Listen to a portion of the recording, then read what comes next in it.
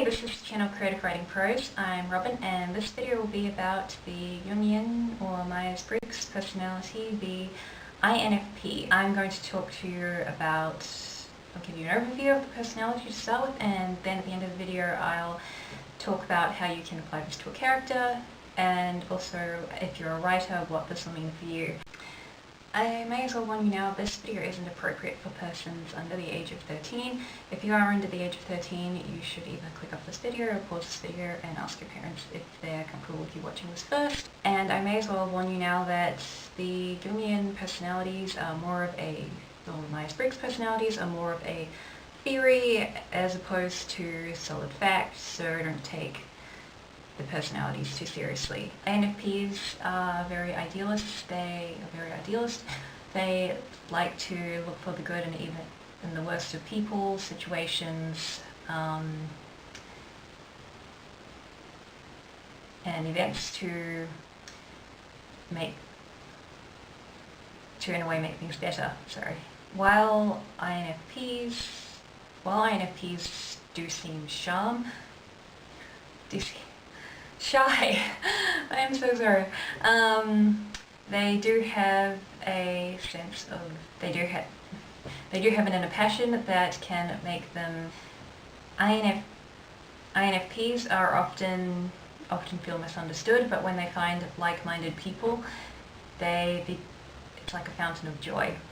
INFPs are guided by their principles rather than by logic. When deciding to move forward, they tend to look to honor, beauty, morality, and virtue. INFPs are fueled by the purity of their intent rather than by any results. INFPs can communicate deeply with others. INFPs have a knack for metaphors and fables. Many famous INFPs are writers, poets, and actors. INFPs are very adamant that they must understand themselves and how they fit into the world.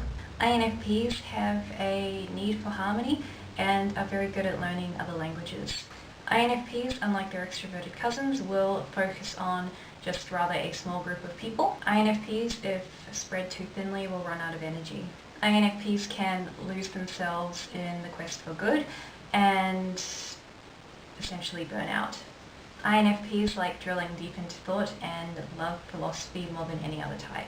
If left unchecked, INFPs may withdraw in on themselves and become hermits, and they need support from their friends and partners to come back and meet the world again. INFPs' affection, creativity, altruism will always come back after a period of time. Now let's look into the strengths and weaknesses of the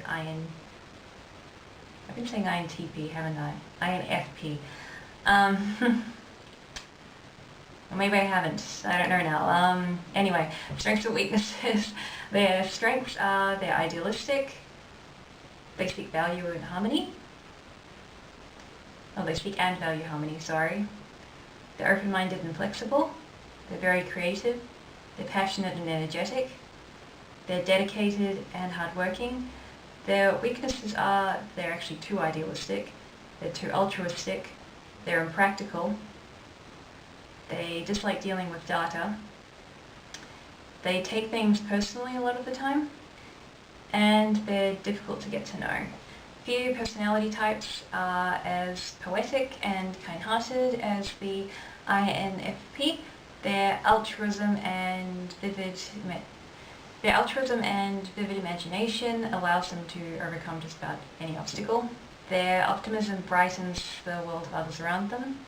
If they're not in a situation where idealism and altruism is practical or useful, that can really trip them up and it can be really debilitating for them.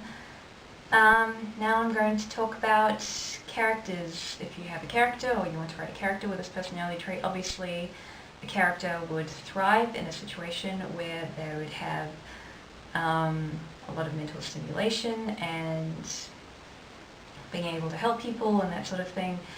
But in smaller groups, obviously, if it's a situation where the character would have to work with larger groups, that would be a problem for them.